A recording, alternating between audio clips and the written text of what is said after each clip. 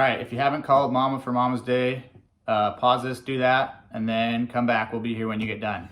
All right, this one's in the key of D. It has a pretty cool, just kind of a walking bass line that the guitar is doing throughout the verses and the chorus. So that intro part that I played, I'm actually in drop D tuning for that to hit a low D. But for the sake of this, we're gonna simplify the chords a little bit. So just standard tuning, starting in the key of D. And I'm never playing that high E string. So with my D shape, I'm just using those two fingers. So obviously our first shape is just an open D. Then we add that first walking bass line, which is gonna be, I'm doing it with my ring finger on the 4th fret here of our A string. Then I'm still gonna be playing the same D shape, but I'm switching my fingering so that I can hit this next note for our bass line here, 2nd fret of that A string. And then just hitting an open A and playing that D again. So that first part's gonna sound like this.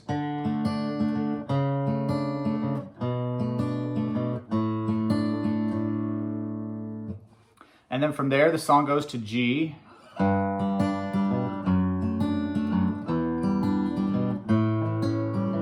So what I'm doing there, same thing, we have the same idea with that walking bass line, starting in G this time. And I'm still playing that D shape up here. I'm playing that D note. And here I'm going to an F sharp in the bass.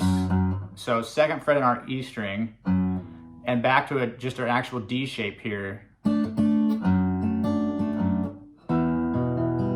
then this is just an E minor.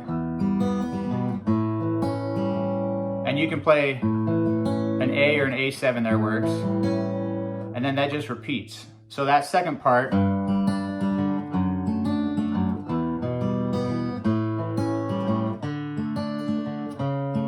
we're back to the beginning.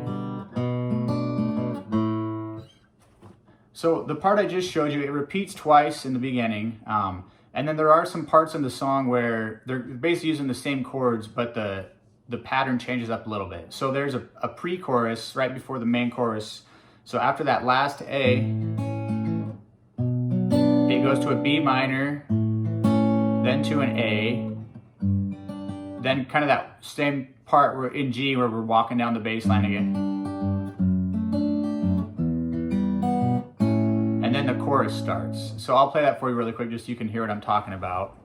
Getting into his best years.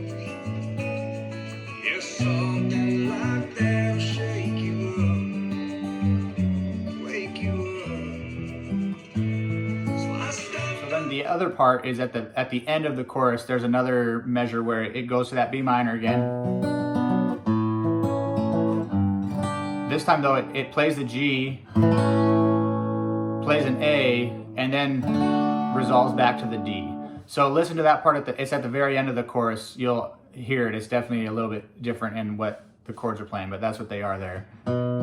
Just going to that A minor, or that B minor, A, G, A, and then we start it all over again.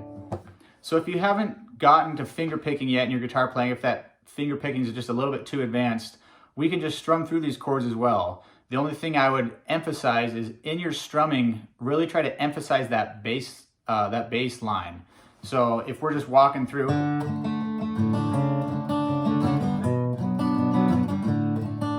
and that's something too, if you don't want to play that 3rd chord I was doing, you can just substitute a B minor if you're just kind of strumming through this song.